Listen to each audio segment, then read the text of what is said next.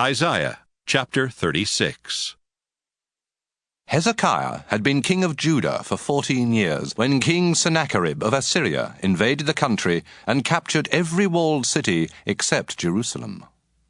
The Assyrian king ordered his army commander to leave the city of Lachish and to take a large army to Jerusalem. The commander went there and stood on the road near the clothmakers' shops along the canal from the upper pool. 3 of the king's highest officials came out of Jerusalem to meet him.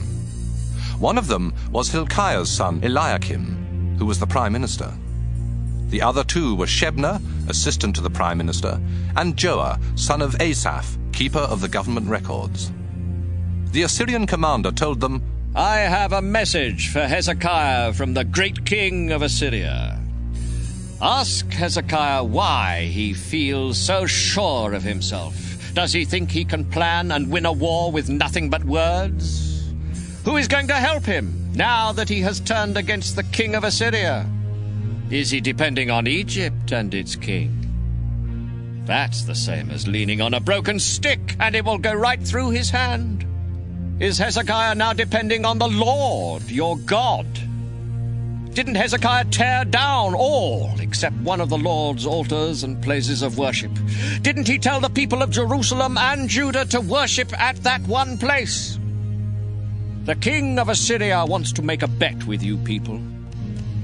He will give you 2,000 horses if you have enough troops to ride them. How could you even defeat our lowest-ranking officer when you have to depend on Egypt for chariots and cavalry? Don't forget that it was the Lord who sent me here with orders to destroy your nation." Eliakim, Shebna, and Joah said, "Sir, we don't want the people listening from the city wall to understand what you are saying, so please speak to us in Aramaic instead of Hebrew."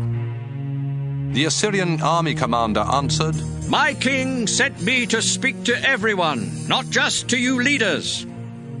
These people will soon have to eat their own body waste and drink their own urine, and so will the 3 of you." Then, in a voice loud enough for everyone to hear, he shouted out in Hebrew, "Listen to what the great king of Assyria says. Don't be fooled by Hezekiah. He can't save you. Don't trust him when he tells you that the Lord will protect you from the king of Assyria. Stop listening to Hezekiah. Pay attention to my king. Surrender to him. He will let you keep your own vineyards, fig trees, and cisterns for a while.